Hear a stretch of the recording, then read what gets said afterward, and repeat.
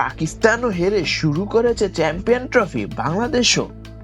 দুই দলে আবার একই গ্রুপে, তবে রান রেট থেকে পাকিস্তান থেকে বাংলাদেশ এগিয়ে আছে।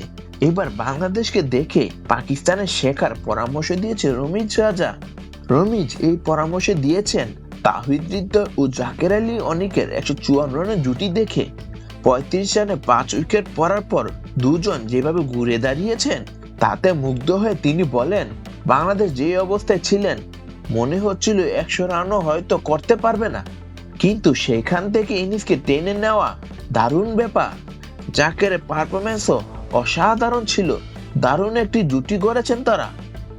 তবে হৃদয়ের ব্যাটিং এ রমিজের বেশ মনে ধরেছে।